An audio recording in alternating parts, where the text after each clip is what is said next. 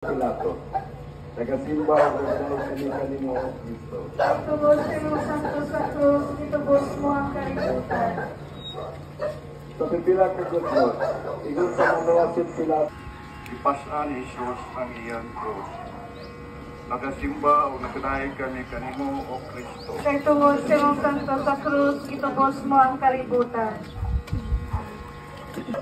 Sa Jesus, dito kamo sa unang ligayon. Nagasimba o nagadayeg kami kanimo o Kristo. Kay tungod sa iyong santo sa krus, itubos mo ang kalibutan. Kalibalag ni Jesus ang iyang inahan, si Virgin Maria.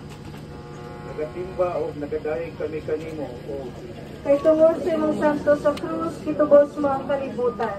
Ni Simon Quirinio Idos, pagpasan sa iyang krus. Nagasimba o nagadayeg kami kanimo o Kristo. Kay tungod sa iyong santo sa krus, itubos mo ang kalibutan. Stasyon. Ipahiran ni Burinka ang nawong ni Jesus. Nagasimba o nagadayeg kanimo o Kristo. Kay tungod sa iyong santo sa krus, itubos mo ang kalibutan. Nagasimba o nagadayeg kami kanimo o Kristo. Kay tungod sa iyong santo sa krus, itubos mo ang kalibutan. Kapugat sa ato mga sala, mo'y nakabato kamot kang Jesus. Karoon ang kapugat sa ato kanimo o Kristo. Kay tungod sa iyong santo sa krus, itubos mo ang kalibutan. Natubang sa Jesus sa mga lugar na nagigilagay sa patubo sa iyong kalibutan. Apan, Napahitapulog si Jesus ay kapulog ng higayon. Nagasimba o nagadayeg kami kanimo o Kay tungod sa iyong santo sa krus, itubos mo ang kalibutan. Istasyon. Jesus binubuan sa iyang sapot. Nagasimba o nagadayeg kami kanimo ko. Kay tungod sa iyong santo sa krus, itubos mo ang kalibutan. Mibalik si Jesus na to sa iyang lansang sa krus.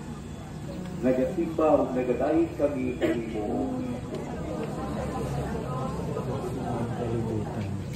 Mao kini ang katapusan nga pagsakit sa Nakapangulong sa iyang lantos, ang pagtugyan sa iyang espiritu ngadto sa Amahan. Ug ni hari ang kahilom, ang hari na matay. Mauni Pagpasa. Natapos na pag-antos ni Jesus sa krus, nagpasan siya para ng istasyon ang pagbuong ng Jesus. Nagasimba o nagadayeg kami kanimo o Kristo. Kay tungod sa iyong santo